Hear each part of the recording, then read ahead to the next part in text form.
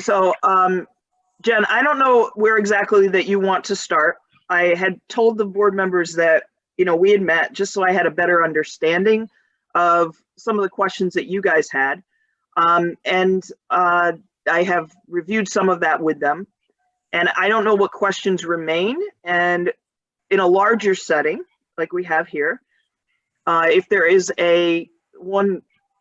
somebody that wants to start off with questions that these guys can try to answer. We do want to limit this meeting to an hour. So I want us to be efficient about our time. Okay. And I think what we're looking for is, so I got a lot of information when I met with you, which is great, but I think we're looking for more information to spread out and share with a larger group, because a lot of people are very curious, like what's going on, what about this, what about this, what about this? So I think the intent is to be able to record this meeting and have it be shared with other people so they get the same information, and we all have like better understanding of what's going on. Something else that I think we would like to do though is try to understand if we can get those answers tonight, fantastic. If not, like set the criteria and understand what gets us back to school. So what's the decision based off of, and how is that going to be made? Or at least understand who's going to make it and how. Does that make sense? Yes. Okay. I'm not sure if we can do that tonight, but at least, get a plan to get that as soon as possible. Jen, this is John. The one thing that I wanted to make sure we talked is we can't make any decisions here as a board tonight because it's not a public meeting. So we can't necessarily answer what we're going to be doing because that needs to be discussed in public. And so we can offer guidance in terms of what individual board members may be thinking about, but we can't offer any decisions tonight because it's not a public forum. Right. And yeah, and I think if it's, hey, by whatever school board meeting, we're going to have the criteria, or at least like what the conditions are to make the decision, I think that's sufficient, but just kind of understanding what the boundaries are and what we're looking at. But even with that, Jen, they can't speak for other board members. So, they can tell you kind of where they're coming from or what criteria they would need, but there can't be any decision voted on tonight. So, but I think when Jen and I met, and let me maybe get this started this way, is she and I met and we went down through the questions that she had articulated at the meeting. And essentially, what I thought it boiled down to is wanting to understand what would the criteria need to be in order to return students to school. Is that correct, Jen? Like that was what it boiled down to. A lot of additional questions for understanding, but that's the overwhelming, top priority. Well, are there other questions that we can answer that would inform that?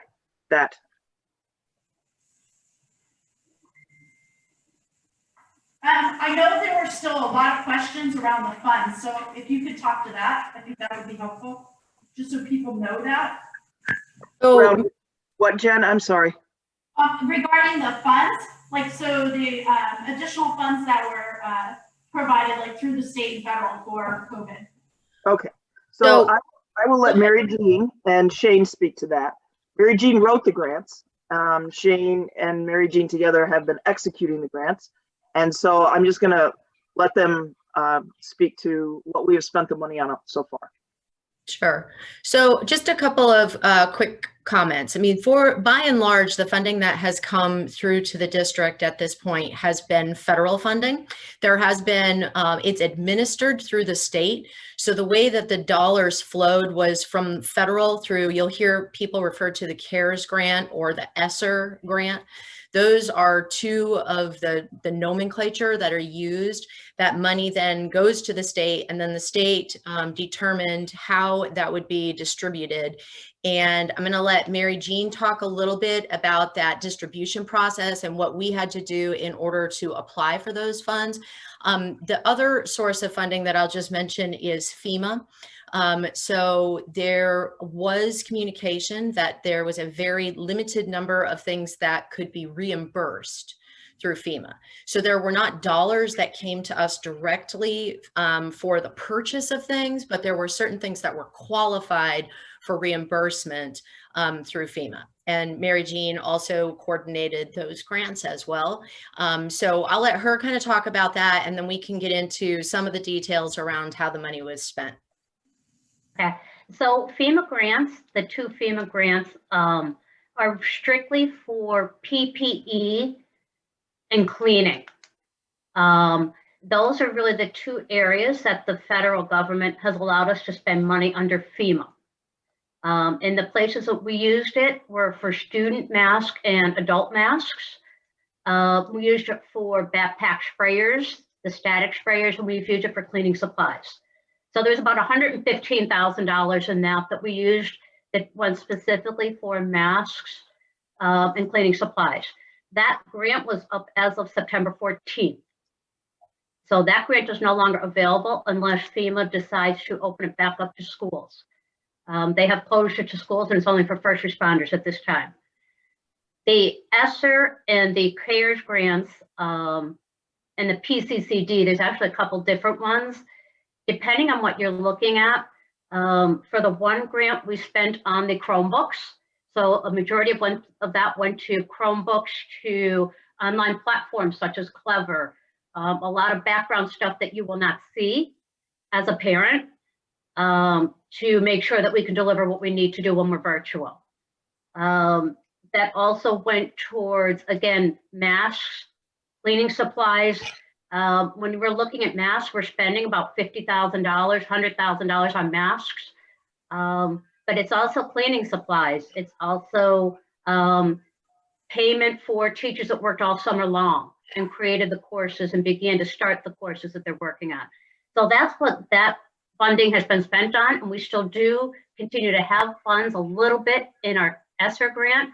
But again, the amount that we're putting into cleaning, that's really being set aside for that, so we're not overspending any more than we have to in our general budget. Okay. So a lot of the time that Heather and I spoke, we talked about sort of the bigger criteria to get back to school. And so the themes of that are pretty much social distance space, staffing, and, well, that was really the majority of it. So as we were talking, Heather did share during the school board meeting some of the class constraint concerns. So I think that was helpful. Can you guys talk to staffing, kind of where we stand right now, what's going on as far as virtual teaching versus in-classroom teaching, and some of the numbers around that, like the status around that? I can tell you that we have the model at the high school is a little bit different than the model K-6. K-6, we have teachers who are pretty much exclusively virtual teachers. So they have, I believe there's like 2 second grade teachers, there's 2 first grade teachers, 2 kindergarten teachers. And then in third through 6th, it's more a team that is working together. And then in 7th grade, it's actually, those folks are, they have sections of virtual and they have sections of in-person. And that is also true of the high school. There are I think there's a handful of teachers, 5 teachers at the high school who are teaching completely virtual. That's all.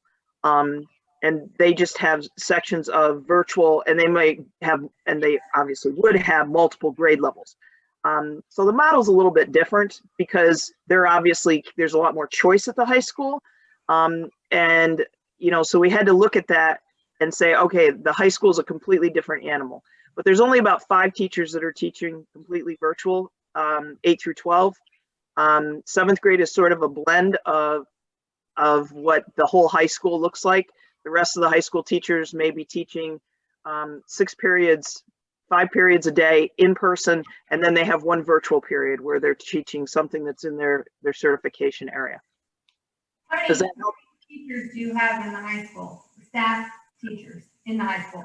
How many teachers in the high school? Todd, 75? Yeah, about 75, yep. You had spoken at the meeting last time about 75% of the children right now are in cohort A or B. Is that That's correct? correct. 70, 75? Yes, it's about 73%. And then you thought that out of that 73%, not 100% would return. Should we go back to 4 days a week? Is that correct? I don't know that. I believe that the majority of them would return. And that would come back 4 hours a day if we thought it was safe. I don't know. It's an unknown. It's an unknown. I can't. Have you thought about surveying the population at the school and finding out how many people Yes. actually be interested in coming back, and then actually looking at square footage and staffing? Yes. So we can survey them again. We have put out several of those surveys. We did one each marking period. We have not done one at the beginning of the third yet, because we just started the third marking period, obviously, this week. So we can survey and find out how many kids would want to come back. And then we can start working from those numbers and see if we could socially distance. And Todd, I don't know, maybe you have a better sense than I do about what that number might look like. It'll be all 75%. I think if we invited both our cohort A and cohort B students to come back to school 4 days a week, that's about 600 students right out of the gate. And I would say that we'd pick up quite a few more, dozens more, if given the opportunity. It'd be at least 75 to 80%, I would think. You also talked about in the meeting about other schools having larger classrooms, Lehman having 1,100 square foot classrooms. What is our average classroom size in Tunkhannock? What's our square footage? What's our About 600 square, or yeah, 600 square feet. Yep, the average classroom is about 20 by 30. And how many classrooms do we have? I would have to look. I mean, I don't know off the top of my head. We can get that information. They're all being utilized. I mean, so we do not really have vacancies. So, I mean, but I can find that out for you. Are we currently utilizing the classrooms that can be sectioned off in the auditorium, in the back of the auditorium? I know when I was in high school, we used those as homerooms. Are we currently? So I think what you just asked was about the auditorium. The auditorium is being used for like band and has been, because obviously we can't use the band room. The band room is not big enough even if there was no pandemic. So we had started making those. It's a great problem to have, but the auditorium is being used intermittently through for band classes. I don't have the schedule in front of me. I didn't bring that home with me, but Todd, maybe you can. Yeah, it's being used at least 4 periods a day just for band. We do have some study halls in there as well. It's used pretty much throughout the day. And the back of the auditorium, you know, it used to have those drop down like tabletop kind of arm rest things. They don't have, those were removed quite a few years ago. So it's not quite as conducive to like a classroom space as it may have been in years past. And an option to hang like plastic sheeting areas off, like on the stage, and make like makeshift classrooms in that way, where you have those big, large plastic sheets and stuff, and like section areas off within that large stage area, or like even in the hallways, if the kids aren't utilizing lockers, if you section off little areas, you know, in hallways. I'm just throwing out ideas, you know, just you know, off my head here as we're talking, to utilize space. I'm making makeshift things in my home, so I can do kind of stuff like that. So just if that's been considered at all. Yeah, we have considered a lot of different things, and with trying to socially distance kids and really trying to utilize all available spaces that we thought we could do safely, which is why we opened up 9 classrooms at Mahoopany. So I do think that we've considered some of those ideas. We talked about the gym. The problems sometimes become in using large spaces like that of cleaning them throughout the day in an adequate way, like to prepare them for practices after school and that kind of thing. So some of our cleaning protocols also would affect those decisions. But Shane could probably speak better to that than I can. But those large space areas do become, they're a completely different animal than a classroom. Yeah, go ahead. How many lunch periods are there a day? Lunch Todd, periods, Todd? Four. And what's your population? How many students do you have in the cafeteria at any given time?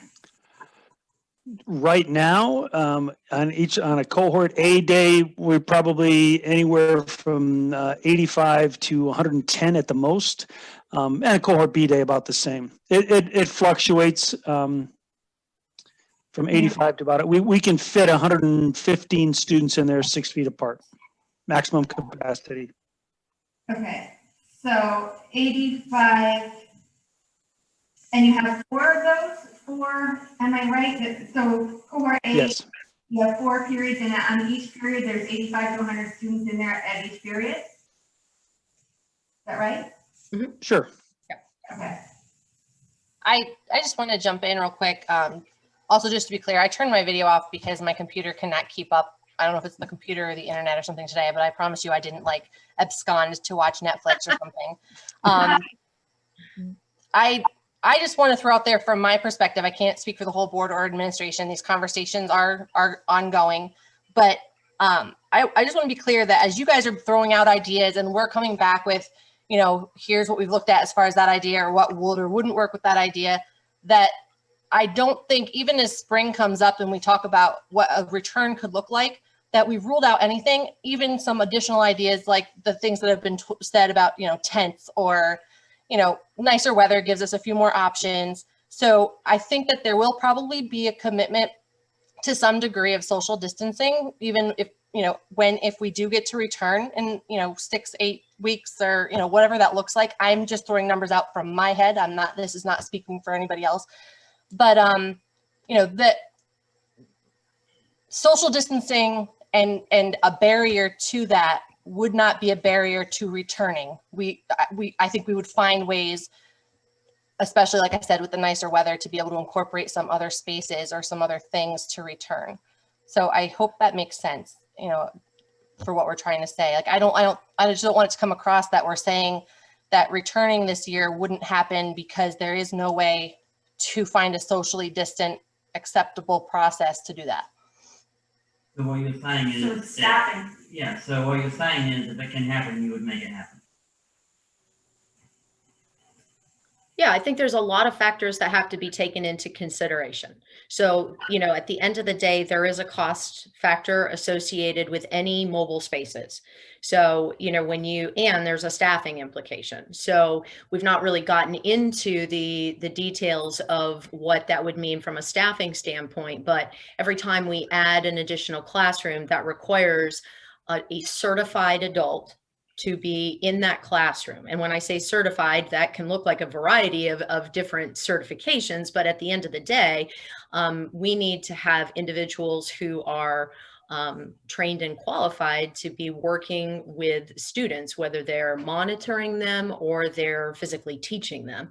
And so as we start to talk about additional classroom spaces, there is the component of staffing that goes hand in hand with that, in addition to what the costs are. So some of the suggestions that have been made at this point, which look at using some of our existing spaces and sectioning them off differently, are relatively low cost options. I mean, there's no question that those are things that might be feasible options.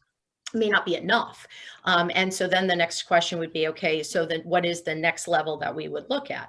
Holly mentioned, outside spaces. I know that there's been some discussions about mobile type of classroom spaces. And that, really, I think it just comes down to figuring out what the cost advantage trade-off is when we look at what those different options are. So I think to say yes, that those are things that we certainly would take into consideration, and have to just kind of weigh out, what the added costs are associated with each of those options. Are the other buildings at 100% capacity, like Mahogany, for instance, the middle school, are they all at 100%? Are all those rooms being utilized? Yeah, I talked with the teachers there, or the principals. There are a few rooms at the IC. Shane and I talked on Friday. There's 21 rooms at Mahogany that, but also understand we leased that space this year, so it's not, as simple as just saying, oh, we're going to utilize the space. Or just per classroom? I'm sorry? Did you lease the whole building or just per classroom? So Mahogany has 3 different groups that have been utilizing that facility over the past 2.5 years since consolidation. Early intervention, Head Start, and Hands. All 3 of those programs operate out of the Mahogany building. And in addition to the classroom spaces that they utilize, we're currently using, I believe, 9 classrooms there for K1 and 2. In addition to, the nurses station, the office area, shared spaces like the cafeteria. So I would say by and large, if you look at Mahogany, the rooms are all currently utilized with a variety of different occupants. And certainly, that is a space that we have to figure out how to best optimize. So that's certainly something that I think we are going to have to discuss going forward. Heather mentioned the intermediate center, a few rooms there, and I would say less than 5 probably are available at different times throughout the day, maybe not even continuously 3. Heather's holding up 3, and the primary center is full. So in terms of those spaces are all occupied. The first floor of the administration, really the entire administration building, is currently occupied as well. So first floor is the STEM Academy for 7th grade, and the second floor is administrative. Are we utilizing the old admin gym? Say that again, I'm sorry? Are we utilizing the old admin gym? Yes, that's where we utilize that space as a cafeteria space for 7th grade. Thanks. So if we don't currently believe that space will be an issue for students to return, then it really comes down to cost and staffing. Is that right? Or am I misunderstanding? I'm not sure what you mean by space not being an issue. Space is an issue. It would just be how we choose to solve that issue, that problem. But we believe we can solve that. Well, there's no question. This is my personal take on our current spacing situation. I do not believe that we have sufficient space without incurring cost. So at the end of the day, our existing facilities are insufficient to bring students back and continue to maintain 6 feet of space. So, I think that there's a piece here where we will get into a discussion about social distancing. But if at the surface of the conversation that 6 feet of distance is kind of an ingoing assumption, then there would have to be some amount of cost. So yes, you could look at some of those spaces internally, like how we utilize the auditorium, gym, cafeteria spaces. But I think we'll still find that we are short. And so then the next step would be looking at things like outside, whether that's a 3-season type of tent facility. We lost her. Hello? Yeah. Shane, we can't hear you. We cannot hear you.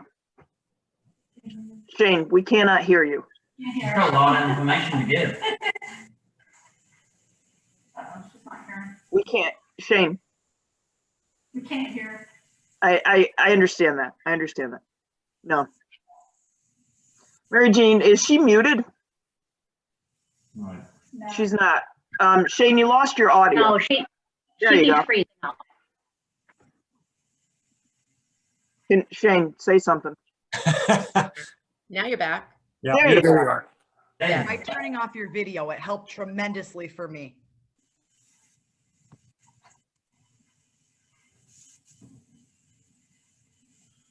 So it sounds like, I don't know that anybody caught what I was saying. I don't even know how far back to go at this point, but suffice it to say, at this point, suffice it to say, we do not have enough space to bring everybody back with 6 feet of distancing. So if that is kind of our ingoing position, then we would need to look at what the costs are associated with the additional space needs. So, I mean, obviously the first step is figuring out, what those space needs really would look like and getting, very precise about those numbers. And then cleaning and whatnot that occurs, so that occurs, the cleaning and all of those other things that cost to do that. What I think it's important for us to convey to you is, if we had been able to do this from September on, we would have done it. I promise you guys, we have, like I said to Jen, you have no idea the amount of ideas that hit the cutting room floor. And it was just, we really, really tried to do our best. And I know it's not what it was, but if we had been able to do this and been fiscally responsible, because we had no idea the kind of money we were going to get, and we've really tried to prioritize how we spend it. And cleaning and masks seem to be, like the top of the ladder. So. So if that is the case, then there was discussion about a potential return for the fourth quarter. What's different? So let me jump in on that. And again, Jen, this will be my opinions versus speaking for the board. There's a lot of things different in the fourth quarter that didn't exist in the first quarter. And so off the top of my head, one is knowing what the hospitalization rate was, what the death rate was of the virus, what the county cases were as we think about probably second and third quarters. And so by the time we get to the fourth quarter, we also will have a rollout of the vaccine for at least part of our faculty. So the circumstances from an environmental perspective probably look different in the fourth quarter than they did previous to that. And so we're not going to have all those things solved. But the environment in the county likely will be different in the fourth quarter than it is today, for example. So John, would that then look like there's a return to school, but we're assuming more risk without being able to social distance because we know the case count is better and we have vaccinations?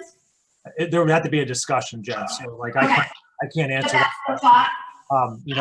Because I know where you're going, I think about criteria and decision-making. The criteria in my mind will be one thing, and then we just have to discuss whether that's an acceptable place to move forward. So, if you use the example of, we have to first of all decide in terms of a 6-foot distancing, is that a hard no or not? And so, my view on that might be different than what Bill Probola's or Holly's is, as well as where the administration is. And so we need to take into consideration all the stakeholders in that decision in terms of students and faculty as well. But, as the board has considered it previous to what we might talk about is for me, that's been an immovable thing. That is currently the CDC guideline, and that's currently where we're committed. So my going in right now would be is we would not change that, but we need to probably discuss that and understand what are the risks of spacing less in an environment where, you think about where we started in the fall, there were 2 new cases a day versus 20 new cases a day that we had in November and December. So the environmental factors could be different. And we know a lot more now than we did back in September, for example.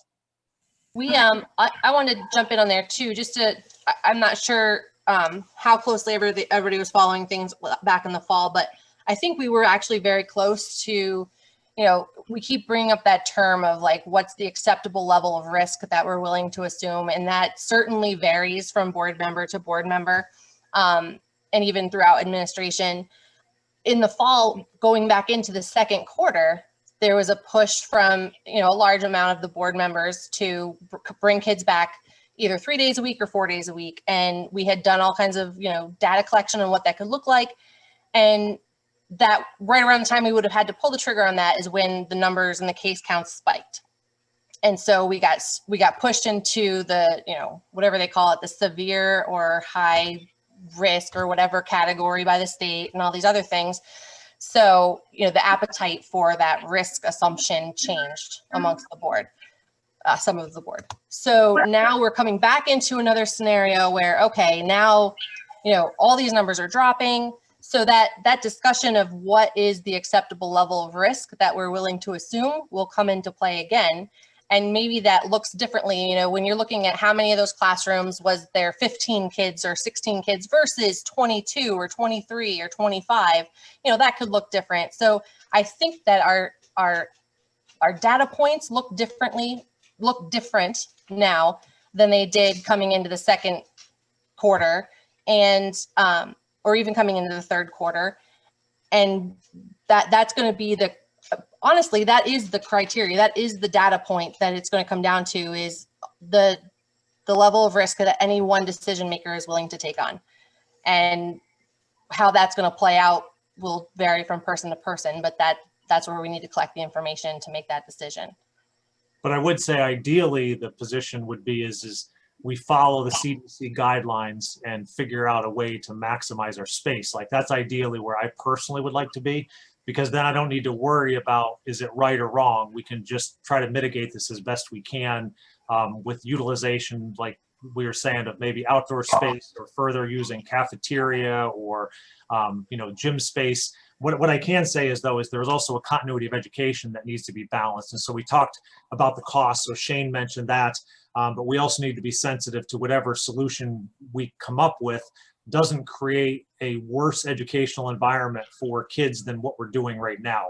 So while the hybrid option has opportunities, it's come a long way over the last couple of months and even couple of weeks. I think about what my 7th grader is doing now, is significantly improved from where it was a month ago. And so, kudos to the teachers, the administrative staff for working that stuff. Because I want to, there's going to be that matrix of here's the hard nose, then here's all the criteria around what we believe would be a good return to work. And each of those are going to have cost and educational factors. And I think our job as an administrative team and board would be to say, what do we believe is the best of those options? And so I personally would love to see that we're back 4 days a week. Whether that will be the case or not, I don't know, because I'm not the one that's going to create all the different pieces of the plan. I'll gladly input to it, but there's a ton of work there to figure that out. So I have a question. Obviously, you're following CDC guidelines that all the other schools are following. But I know from talking to other children that those schools, obviously, their risk versus reward is less than yours. Like I feel those schools that are putting their children's education above the slight amount of risk that they're putting these children through. Like you made a comment that this can't get any worse. Well, this is the worst. Like for these children, it's not acceptable for them. So I guess that this board, I just don't see the difference between this board and other boards. I guess it just comes down to how much we value, not just education, I'm talking about their emotional well-being also. Like everyone knows the effect of these children. Everyone knows the effect of parents being teachers. Like this is not fun for everybody. There is also a question on here, like what is the current failure rates for these children right now? Like what are their average grades like? Are these average grades up during this time or are they down? Because a lot of parents I've spoken to have said that their children are failing majorly on this system. So before we go on, let me address the comment that was made. So the difference between this board and other boards are they're locally elected, locally managed. And so we input to an administrative plan that's based on what we believe are best for all of our stakeholders. So what Elk Lake does, what Lehman does, what Dallas does will look different based on the makeup of their administrative staff and the needs of their constituents. So my belief is we took into consideration the input that we got from our constituents and put together a plan that we felt was best. And so I appreciate you saying that you don't believe that it is, but I wanted to address that's how we got to where we did. And an enormous amount of time and energy went into that. Now, I am aware, and we want to take into consideration the input of groups like this, as well as the data changes and moves forward. And so that I totally agree with. And so as the circumstances change, as we learn new things about the pandemic and how we can address that, I personally would love to have my kids back in school, but I also get input from my 7th grader that he would rather choose the at-home version because he's able to do things at home that he can't do in school. And so You're doing that though. If you want to keep your children at home, we feel that just let me finish, please. The reason why I'm saying that is we are requiring mask standards in school as well as social distancing. And so when my son Ian stays home, he can freely move about the house. He can freely do those things. So while I agree with what you're saying, even if we have kids fully back in school, I think that we just got to be careful that we're balancing the right things here. So I want them to be in school because I like that, but I don't think that necessarily it's going to look like what we envision school looked like in previous years. it looks like school in other areas. Every other school, it looks like school. Ours is the only district where it doesn't look like school. That's not correct. That's not true. There's several schools out there that are completely virtual. I believe and we've looked at the data. The best. But it's not virtual to me. It's not virtual. They're not interacting with the teacher and they're not sitting in front of that teacher. I see a lot of other schools where the teacher is instructing on a laptop and that child is sitting there getting the actual school environment. And that's kind of what I was envisioning in my mind going into this, that, I was all for it. I thought we have to do this. We don't know what the pandemic or what COVID looks like. Everybody was, figuring that out. We still are. I'm not arguing that at all. But I did, in my mind, picture virtual being instructed and accountable for certain hours of the day. I really, personally, I require that for my children to have that. That's what I'm looking for. Interaction and a schedule and accountability. I'm all for about freedom and different times and, online learning on their own. But that's kind of what I was looking for. So when we say instruction, I'm also saying may not be in school, but I was looking for of a more accountable platform for the kids on a daily basis. I think it was my understanding, well, it was my understanding that when this was originally rolled out or discussed, that if you were in cohort A and you were in school on Monday, that cohort B would be watching that live class so that we would be instructing all week. And that's never happened. Mm-hmm. And that's how it originally was mentioned to us. I'm going to jump in there. That has never come out of my mouth, ever. So it may have been what you understood, but it was never what I said. I never promised a synchronous program. It was never supposed to be synchronous because we agreed that we didn't want kids behind screens for 6 or 7 hours a day. It was always presented as an asynchronous program. Yeah, I would like to hand the screen a little more myself, but that's my personal thing. That's what I'm looking for. I would like to see them more interacting more regularly, personally. But everybody's different. I'm not arguing that, but that's what I'm looking for, and for my child. I'm looking to be back in school full time. I know there's larger districts out there that are doing it. That would be ideal. But what I'm saying is if we're not willing to get to that step because we're worried about the 6 feet, then we need to be educating them every day in front of a teacher with a routine, because that's what's going to work for the majority of the kids. The group, the parents I've spoke with, that's the big issue, is there is no routine, there is no structure. The kids are feeling defeated. The structure, yeah, I think that's what I understand. And it should be taught by the teacher. I can definitely share in the frustration about just the way that some of the timing has worked out, things that are somewhat outside of our control.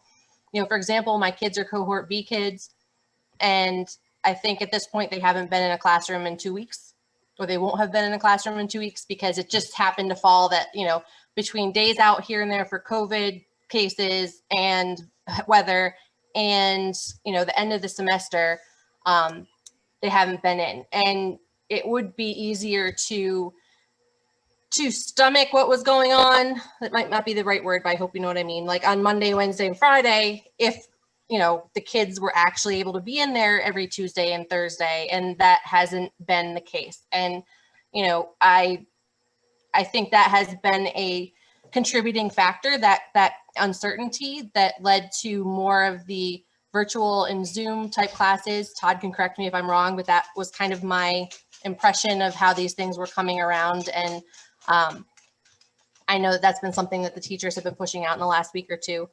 But my personal view on where we go from here is less about making this work in a way that we think looks better, and look at, okay, what do we need to do to get back in school? And that 4 days a week. But that, again, my personal. So I'm actually very confused, because I thought when I met with Heather, and, you know, this isn't to be disrespectful to you, Heather, at all. But my understanding is that we couldn't really get back to classrooms because we weren't able to maintain social distances and we didn't have enough staffing. Like, they were our primary two reasons. But now I'm hearing that we may be able to find classroom space enough, but it'll come at a cost. So now there's a cost factor. But then we say, okay, but there's also, we're waiting for CDC guidelines that may or may not change, and we're gonna follow that. But then we're also looking at, you know, what are the numbers as far as the risk factors, because we may make decisions that are different based off of the risk factors. So it's confusing to me. I don't know if we're waiting for case counts to go lower, if we're waiting for vaccines to come out, if we are looking to find or have options for space, if we have cost enough to pay for space options should they come up. And I'm looking at, I'm not satisfied with the education that my children are getting. So do I need to go do something different? If right now I had to make that decision, I would say go find something different, because I can't even get clarity around what the criteria is and what we're really even waiting for. And it's changing, and it doesn't look like there's alignment across the board. Jen, this was intended to be an open discussion. That's why it doesn't look like an integrated plan. You asked what the criteria was, and I told you we can't make that decision on this call. So it looks like all these factors that you just rattled off, because Holly's giving you her thoughts, I'm giving you my thoughts, Heather, Shane are jumping in with those things. So that's the work that remains to be put together of what does that look like and can we pull it off? So it looks disjointed because it wasn't intended to be an integrated discussion of what the plan is.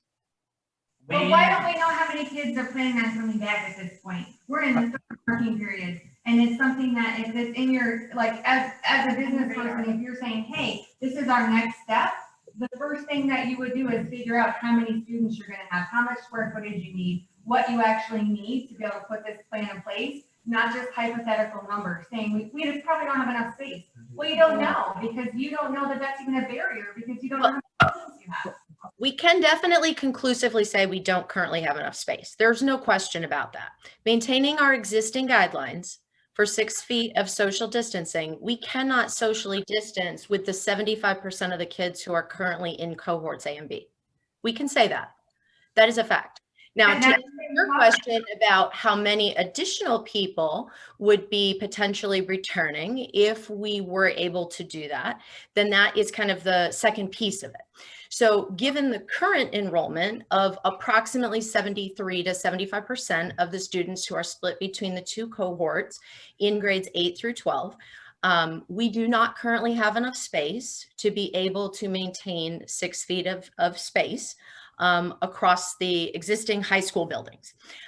So part of this is also about making sure that the plan going forward allows for the best degree of continuity, and we understand what the costs are. So to your point, the part of what we're dealing with is there's a number of environmental factors that are changing throughout all of this, but the consistent piece, the consistent underlying piece has been at this point that we are going to continue to maintain the mask requirement and 6 feet of social distance. That has been what we have worked to be able to set up with our existing spaces. So that we can answer conclusively. So how short are you? If you had those, I mean, you know the numbers and you know. So the data that Heather shared during the last board meeting showed that we are anywhere from, I think it was 8 to 17 classrooms short, depending on the period of the day.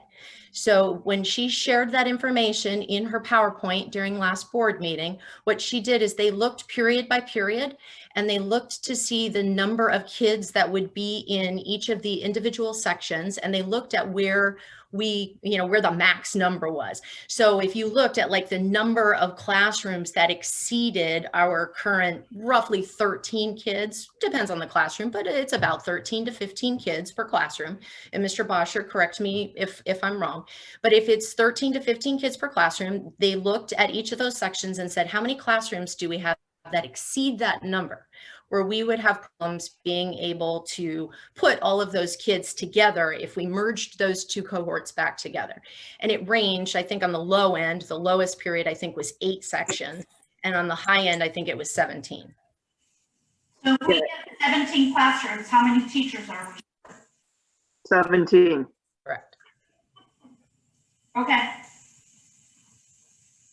That doesn't include 7th grade. Correct. Yeah, I didn't put That is excluding 7th grade. because we definitely couldn't, there isn't even enough room at the IC to expand 7th grade. So we would have to be looking at different space. So, and we can survey the students again. I will tell you that my recollection from the last time that we did that, which was at the second marking period, end of the first marking period, was that it still gave us, 70 to 75% said they would return. So, but we'll do it again. We'll do it again as soon as we get back. And that'll give us a number to start with, and then we can start looking. I'm sorry, Jen, go ahead. If we don't have 17 classrooms and 17 teachers, there is no full return? No, we have to look at that and see what it is that we would need to do, and what would the cost be of additional space? What would the cost be of additional staffing?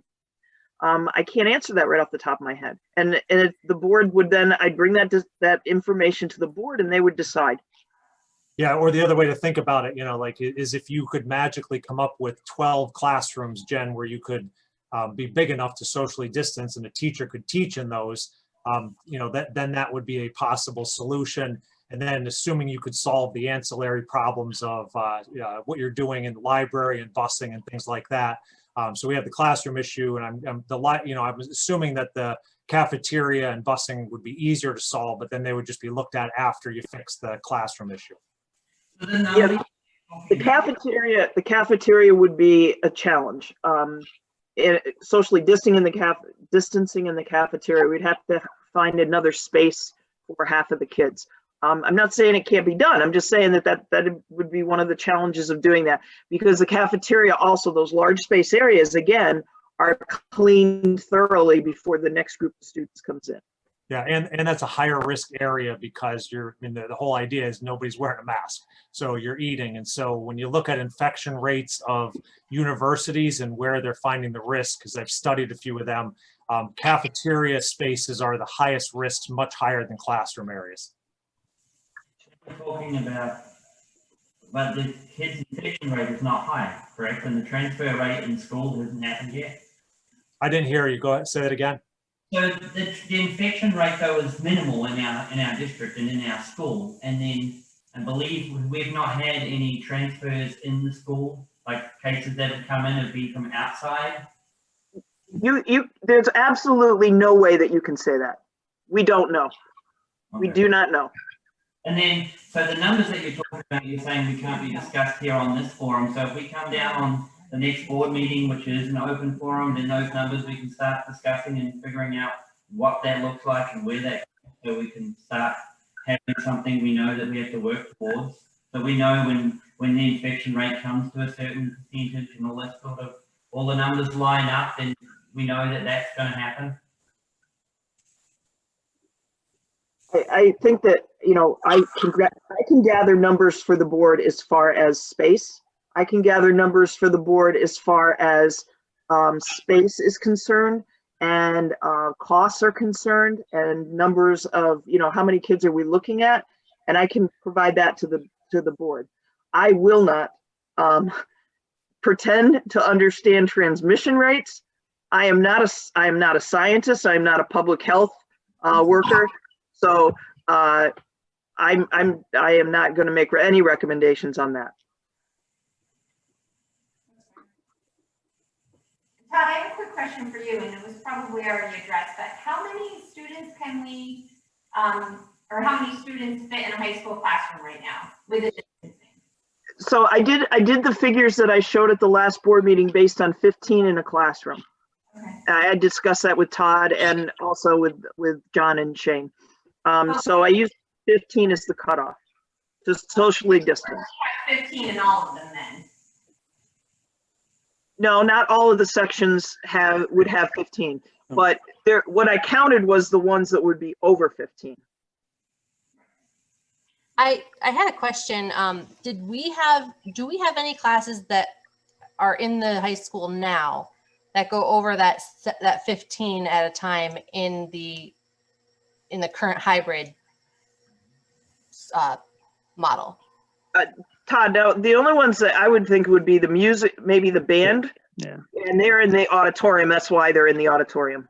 Right. We actually, we have a number of classrooms that are below 15, like the art classrooms, some of the specialty labs down in the red tile area, because of the equipment that's in the room. They're actually like, you know, below 15. The only ones that would be beyond 15 would basically be the band, and they're out on the stage. And they're only, I think they're maxed out at 25 on the stage. So if we had a classroom, looking at distance-wise, you're saying the limit is 15. So if we ended up by bringing the cohorts back together, if it came to 16 or 17, then that would mean you would need another classroom and another teacher. You're not willing to move at all on that. Because I know, like Lehman, you said like they're social distancing, and I know he stated in the paper that they're doing it to the best that they can. So they're not guaranteeing that there's always 6 feet, but they're trying as much as they can. Who said that? McGovern was his last name?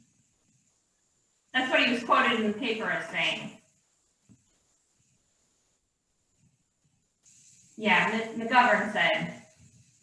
That Oh, Jim McGovern. Okay, I'm sorry. I thought you said the governor. And I Jim was like, McGovern. yeah, okay. McGovern. Okay.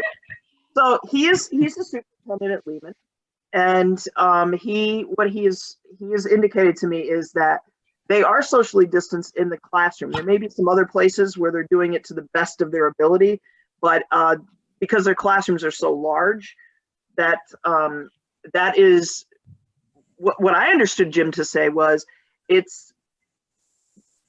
I'm trying to think how to say this. So when they're unable to socially distance, and I'm not sure what those situations would be, but he did tell me in the classrooms they are, which is where the kids spend the majority of their day. So I'm not really sure. I don't want to speak for him. Yeah, I'm just going based on what he was quoted in the paper as saying, that they were able to establish social distancing in most classrooms and situations. Yeah, I'm not sure what he's talking about either. And at times that they were a little less than 6 feet in the cafeteria. Well, that could be their cafeteria. Yeah. I would hate to see us keeping kids out of school because those numbers in the classroom would be like 17 or 18 instead of 15. I think most parents would be willing to sign a waiver. And if they're not, and they don't want their kids to be in school, they have the option to do virtual. But these poor kids that just want to be in school have no option. Well, that's not true. There is an option, but it's huge. And that option is to move. And I know for myself, I'm sick. I was in Texas last week looking at schools because we may have to uproot and divide our family so that my daughter can get her last 2 years of education. And I don't want that to happen. I've lived in Tunkhannock my whole life. I graduated from the school, but I know this is not what's best for her. And I know there's a ton of other families that are in that same boat. And so that's why I'm just looking to say, like, what do we need to do? How do we get creative? I know I've got a daughter who teaches in South Carolina. She doesn't have a vaccine. She's in school 5 days a week. She's got over 20 kids in her class.